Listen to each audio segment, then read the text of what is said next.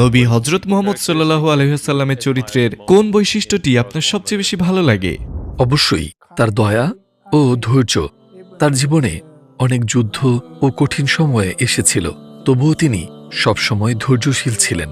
আর তিনি তার শত্রুর জন্য দোয়া করতেন যাতে তারা ইসলাম গ্রহণ করে। তাই আমাদের তার দয়া ও কোমলতা অনুসরণ করা উচিত এবং আমাদের অন্যদের জন্য দোয়া করা উচিত, এমনকি আমাদের শত্রু বা অমুসলিম ভাইদের জন্য।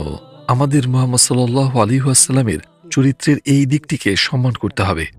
সবশেষে, যদি বিশ্বজুড়ে সব অমুসলিমদের সাথে 1 মিনিটের জন্য কথা বলার সুযোগ থাকতো, আপনি তাদের সেই 1 মিনিটে কি বলতে চাইবেন? সারা বিশ্বের ভাই ও বোনেরা, ইসলাম একটি শান্তিপূর্ণ ধর্ম। কিছু মানুষ ভুল করতে পারে বা পথভ্রষ্ট হতে পারে, কারণ প্রতিটি মানুষই ভুল করে, এমনকি জাপানিরাও। তো ভুল হওয়াটাই স্বাভাবিক। তাই মানুষকে নয়, ধর্মকে দেখুন।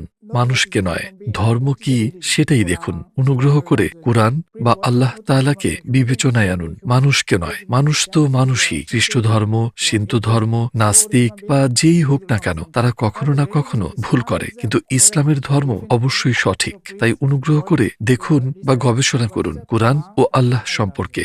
ইমাম ইউসুফ ফুজিদানি, আপনাকে অসংখ্য ধন্যবাদ আমাদের অনুষ্ঠানে আসার জন্য আর আপনার গল্প শেয়ার করার জন্য। মাশাআল্লাহ, আমরা আপনার কাছে অনেক কিছু শিখেছি আর আপনার মাধ্যমে অনুপ্রাণিত হয়েছি। আপনি দিনের জন্য যা করেছেন, আল্লাহ আপনাকে এর প্রতিদান দিন আর সকল প্রচেষ্টা কবুল করুন। বারাকাল্লাহু ফিকুম, জাযাকাল্লাহু খাইরান। ওয়া আলাইকুম সালাম।